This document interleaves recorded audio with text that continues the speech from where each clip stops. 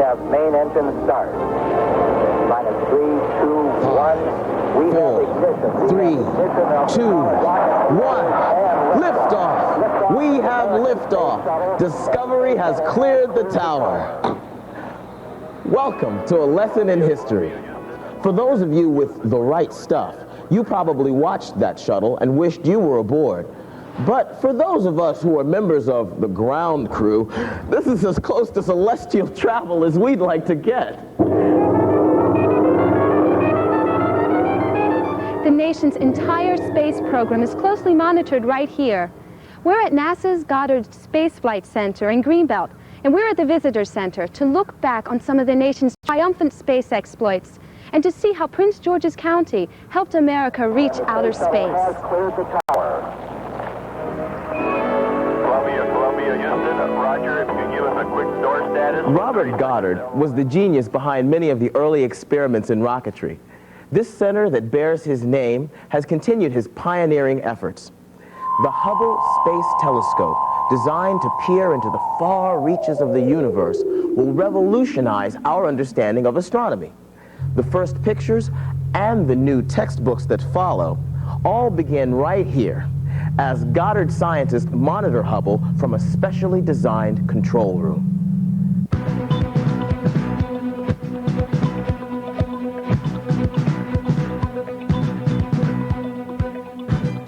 For those of you who have ever wondered how big a space shuttle really is, a full-scale mock-up is housed here in Building 3. Technicians can position delicate satellites and package experiments in the model so that the actual flight will have fewer problems in space. But the most exciting part for me is the robotics section. Space Station Freedom will be largely assembled by a crew of mechanical devices so that astronauts will be spared the rigors and dangers of space. That work, too, is going on right here. And for students aspiring to careers in aerospace, the Challenger Learning Center is right across the street and, quite appropriately, in the shadow of NASA's rocket. Greenbelt wasn't always a space center. The town itself didn't even exist prior to the Great Depression of the 1930s. Back then, except for Buck Rogers, space exploration wasn't a large part of the nation's consciousness. Survival was. With the stock market collapse, Americans scrambled to find ways to cope with what for many was sudden financial ruin. To help people recover and to boost morale, President Franklin Roosevelt created the New Deal, a series of sweeping federal programs to get the nation back on its feet. Part of the New Deal was the WPA, the Work Progress Administration. People were back at work on large federal projects, one of which was to set a new standard for housing, the new town of Greenbelt, Maryland. As one of 3 new towns, Greendale, Wisconsin, and Green Hills, Ohio were the others, Greenbelt became a showpiece of what inspired planning and hard work could accomplish. At the Greenbelt Museum, visitors can relive those heady times when Eleanor Roosevelt would join her husband in visits to the planned community. Mr. Tugwell was part of what is called the Brains Trust. We're a group of people that surrounded FDR during the beginning of the New Deal. And one of his projects was at what we call now the Greenbelt towns. He wanted to take people out of the urban crowding and put them into a different place where they could live better lives. And persuaded Mr. Roosevelt to push for the construction of these towns, of which I think has been mentioned there were 3. And so Mr. Tugwell's name is a familiar one to old Greenbelt people. And when this room was conceived by the library, his name was the first name that came to mind as someone to be remembered. And so this is the Tugwell collection. You can get anywhere in the original town, from any place in the original town to the center, that is the original shopping center, without crossing a street. And that meant that the kids didn't have to take chances with cars. They could use what we call underpasses. Right. It was...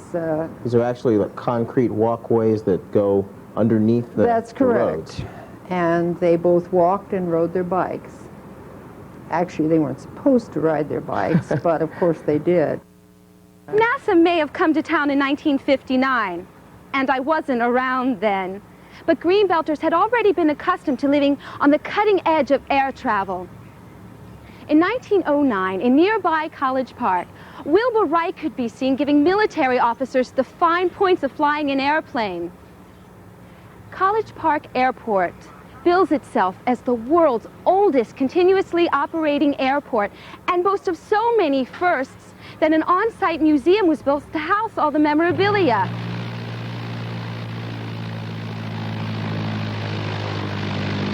The black and white images and the quaint-looking aircraft in the pictures can't hide the courage and daring of those early aviators. The first woman aboard an aircraft, Mrs. Ralph von Damon, looks appropriately hesitant as she climbs aboard an aircraft. In-flight movies and airline food were to come much, much later. The first ever night landing with landing field lights, the first controlled helicopter flight, and the first testing of a bomb-dropping device all took place right here at College Park. Celebrities flocked to town to witness American aviation in the making.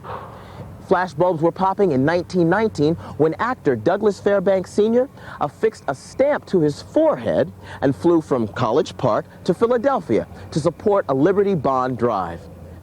I'm here with Cathy Allen, a historian at the College Park Airport Museum, and she's giving me some items of clothing. I guess people really wore these things. Can you tell me anything about them? Sure. These particular items were probably used in a lot of the biplanes, the open cockpit planes. You know, they didn't have cockpits like the planes that we have today. And these were probably used or could have been used during the airmail. The first airmail took off from College Park Airport, and that's probably what the pilots would have worn, you know, through rain, either rain or wind or whatever that is. That's very true. So that's how they kept their face and their eyes warm. So it protected them. Yeah. Oh, can you tell me about any other special events that had happened at the airport, like Ken was talking about earlier? Sure. College Park Airport is a really significant airport. Of course, it's the world's oldest operating airport. A lot of people don't realize that. Besides the events that you all have already talked about, as I said, the very first airmail took off from College Park Airport. This is one of the planes that was given to the very first pilot that took off that day in August of 1918. The very first mile-high flight took place at College Park Airport. The first machine gun ever used in an airplane took place at College Park Airport. So a lot of firsts in cross-country flights, a lot of very firsts in civilian flying took place there too. So it's really one of the most significant fields in aviation because so many firsts in aviation occurred there. That's why we call it the cradle of aviation, because it's the growing years of the aviation industry. Ken and I are going to fly off to Calvert Mansion. But before we do, let's fly back in history to 1909 and take a look at some airplanes before they reached College Park Airport in some old newsreel footage. And if you watch carefully, you may get a glimpse of Orville Wright.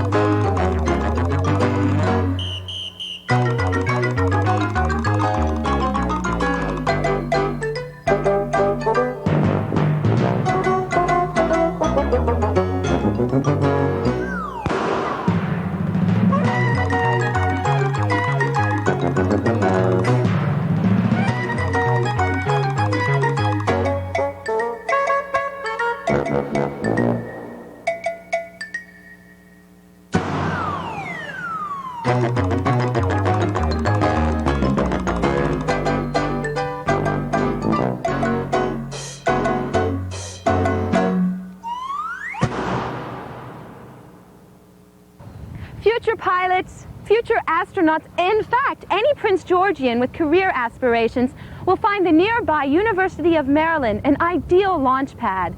The idea for the university actually began right here at Riverdale Mansion, known to some as Calvert Mansion because it was home to Charles Benedict Calvert, one of early America's most noted agriculturalists. His interest led him to found the Maryland Agricultural College back in 1856, and it later became the State University of Maryland, and has played a key role in the development of Maryland and the nation ever since. With its graceful Georgian architecture and rolling lawns, it is an idyllic campus where students can reflect on everything from business to art to, well, if College Park Airport has caught their fancy, aeronautical engineering. Byrd Stadium and Cole Fieldhouse have attracted sports fans to see the Maryland Terrapins, Terps, to the locals for as long as anyone can remember. Oh, Mia and I have a couple of hot tickets to a great Terps game tonight. So if you'll excuse us, we already have on our official school colors. So we're going to head right on over and cheer on our favorite team. Ken has made me promise that we'll visit McKeldin Library and do some historical research after the game. But even television hosts need a little recreation. See you next time on A Lesson in History.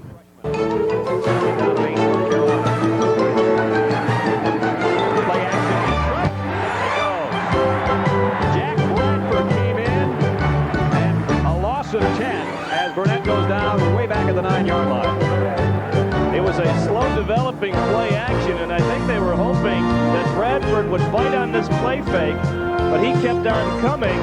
Webster killed the man who was fake, Eric Blunt, and then Jack Bradford did the job on Mr. Burnett.